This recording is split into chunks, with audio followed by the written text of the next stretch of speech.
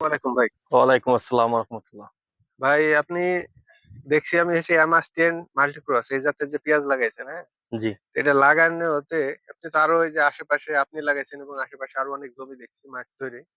তো হ্যাঁ। সেই জায়গায় আপনি এটার মানে পজিটিভ বা নেগেটিভ কোনো দিক আছে কিনা?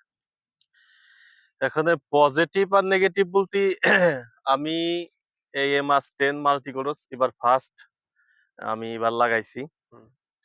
তা এটার ফলন সম্পর্কে আমি এতদিন জানি না, কিন্তু এবার দেখলাম আমার অন্যান্য বইতে অন্যান্য জাতের পেঁয়াজ আছে, বিশেষ করে কোরস ৮০, তারপরে সুলতান বা অন্যান্য জাতের অনেকগুলো আছে, লাল তীর।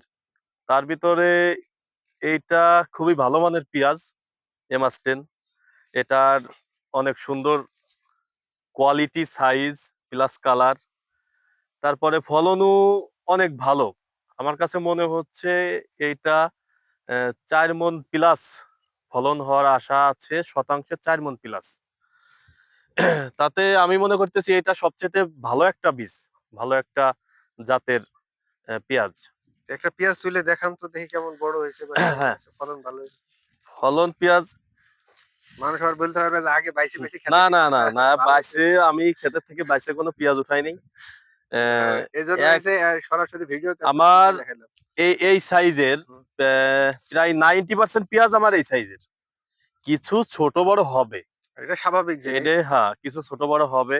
সবগুলাই তো আর 100 এভাবে হয় না। এভাবে যদি সব হয় তাহলে পরে তো আমার শতাংশে প্রায় ৬-৭ মণ বরাদ্দ হয়ে যায়, কিন্তু কিছু ছোট বড় হবে, কিন্তু এইভাবে আমার 90% প্লাস আমার এইভাবে আছে। আচ্ছা, এবছর যে পেঁয়াজ তুলছেন আপনি, আমি হুম। যতটুকু শুনলাম, সেটা কি জাতের পেঁয়াজ?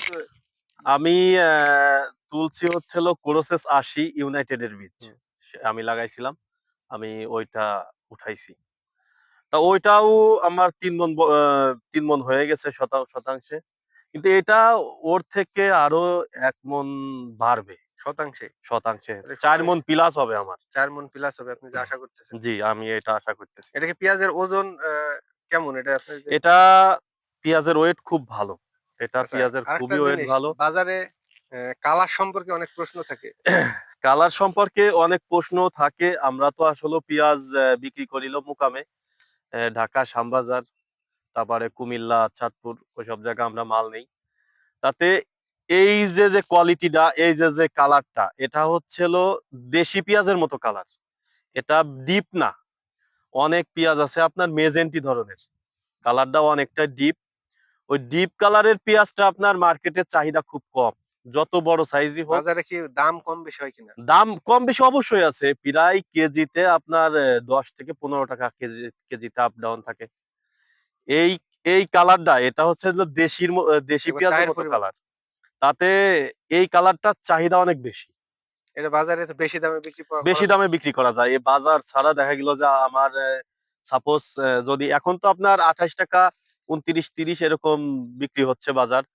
তার থেকে বাজারে নিলে পারে সর্বোচ্চ যে দামটা সেটা আমি পাবো এই কালারটায় বা এই সাইজটায়। আচ্ছা, এই যে আপনি যেটা বলতেছেন যে শতাংশে ৪ মণ, আসলে কি এটা সম্ভব? এটা সম্ভব, অবশ্যই সম্ভব। আমার মানে এটা শুধু আমার কথা না, আমাদের এলাকায় আমাদের তো সবই পুরো মাঠ ধরে দেখতেছেন শুধু পেঁয়াজ আর পেঁয়াজ। হুম। অন্য কোনো ক্ষেত নাই, অন্য কোনো ফসল নাই। তা আমাদের গ্রামের অধিকাংশ লোক, আমাদের ময়-মুরব্বি ভাই ব্রাদার যারা আছে তারা আসে। আজকেও সকালে আসছিল।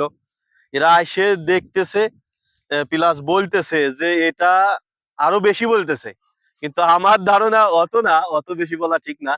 কিন্তু আমি পরিমাণ মতোই আমার ৪ মণ প্লাস আমার হবে, এটা আমি আশা করতেছি। যাক, ধন্যবাদ। তাহলে এটা যে সামনে যারা চাষ করবে অনেকজন আসলে বিভ্রান্তি বর্তমানে কি আরেকটা জিনিস, সেটা হচ্ছে আসলে খুবই গুরুত্বপূর্ণ। ওই যে জিনিসটা হলো, জ্ঞান হইলেই যে আসলে ভালো কোনো কোম্পানির হয় কিনা, বা আপনি কোনো ভালো কোনো কোম্পানি সম্পর্কে আপনার কোনো ধারণা আছে কিনা? এখনে আমি তো বিগত ২ বছর ধরে এই ক্যানের বীজ আনতেছি। হুম। তাই ক্যানের ভিতরে এবার অনেক কোম্পানি দেখলাম, অনেক সমস্যা এবার। হুম। তার ভিতরে নাম বলার দরকার নাই, না, তাই নাকি? নাম বলবো না। অনেক জায়গায় অনেক আমাদের তো এই মাঠে যা দেখতেছেন বেশিরভাগই কিন্তু ক্যানের। কেন? হ্যাঁ, ক্যানের বীজ লাগানো হয়েছে। তা এর ভিতরে অনেক কোম্পানির অবজেকশন গেছে। তা আমি যেটা দেখতেছি, আমি যে ক্যানগুলো আনছি বিশেষ করে এমাস 10, এমাসের যে ক্যানগুলো আনছি এর ভিতরে আমি কোনো প্রবলেম পাচ্ছি না। এটা সঠিক আছে। এটার মধ্যে কোনো প্রকারের ভেজাল নাই। সবই এক লেভেলের আছে। তা এমাসের কোম্পানির আমি একটা জিনিস ধন্যবাদ জানাই যে আপনাদের ভিতরে যে মানে কোনো প্রকারের কোনো ভেজাল নাই। এইভাবে যদি শেষ পর্যন্ত থাকে বা আমরা যদি সামনের দিনগুলা সামনের সিজন গুলা যদি এরকম সব এরকম নির্ভেজাল যদি এরকম বীজের পাই তাইলে পরে আলহামদুলিল্লাহ আমরা ভালো ফলন ভালো সবকিছু আশা করব। আচ্ছা, আরেকটা প্রশ্ন থেকে যায় যে এই যে দেখছি আমি যে স্টিক বা হচ্ছে ফুল আসছে। এটা আসলে কি কারণে আসছে? এটা কি আপনারা এটা হচ্ছে আমি আগাম পেঁয়াজ লাগাইছি এটা।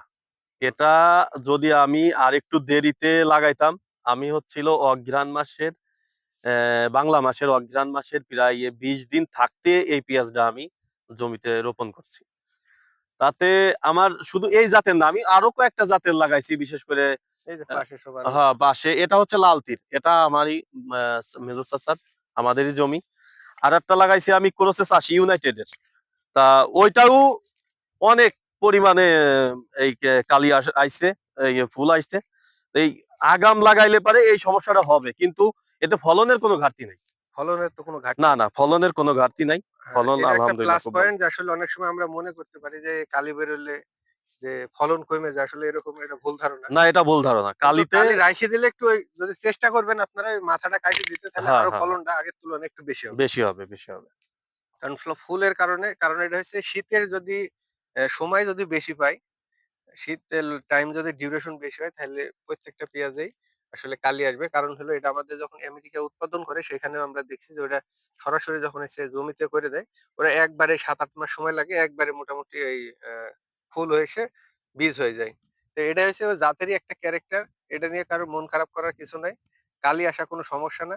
যদি আসে আপনারা পারলে ওই যে কাঁচি দিয়ে মাথাটা কাইটে দিবেন। এই যে কিছু যেমন কাইটে দিছে, হ্যাঁ? এরকম কাইটে দিলে এই মাথাটা শুকায় লাগি যাবে প্লাস হলো ফলনটা ঠিক হয়ে যাবে ইনশাআল্লাহ। তো যাই হোক ধন্যবাদ। আর নেক্সট এ যারা কৃষকরা চাষ করবে তাদেরকে আসলে চাষ করতে বলবেন কিনা? অবশ্যই এটা যেহেতু ফলন বেশি, আমাদের বাংলাদেশে পেঁয়াজের অনেক সংকট। এইজন্য বাংলাদেশে আমাদের সরকার বাইরের থেকে পেঁয়াজ আমদানি করে। বিশেষ করে ইন্ডিয়া থেকে প্রতি বছরই এলসি করে। তা আমাদের দেশের টাকা আমরা বাইরে টাকা দিয়ে বাইরের থেকে পেঁয়াজ যাতে না কিনে আনা লাগে। এইজন্য এই সব জাতের পেঁয়াজ আমাদের যদি আমরা উৎপাদন করি এতে ফলন অনেক বেশি। আমরা দেশের এই পেঁয়াজের চাহিদা আমরা এটা দিয়ে মিটাইতে পারবো। ইনশাআল্লাহ। তো এর একটা ভালো একটা দিক আমরা যারা দেশে আছি আমরা ওই যে সবসময় সাধারণত আমরা অনেকজনা ইন্ডিয়ার পরে বা মিশরের পরে বিভিন্ন দেশে পাকিস্তান এদের পেঁয়াজের অপেক্ষায় আমরা বসে থাকি। আমরা অপেক্ষা করা লাগবে না। হয়তো আমাদের যে বাংলাদেশে যে প্রযুক্তি আইসে গেছে বা যে ধরনের বীজ আসছে, এটা দিয়ে আমরা হয়তো ফিউচারে আর আ পর্যাপ্ত পরিমাণ বাংলাদেশের পেঁয়াজের ঘাটতি পূরণ করতে পারবো। অবশ্যই, অবশ্যই। ইনশাআল্লাহ। ধন্যবাদ ভাই। আসসালামু আলাইকুম। ওয়ালাইকুম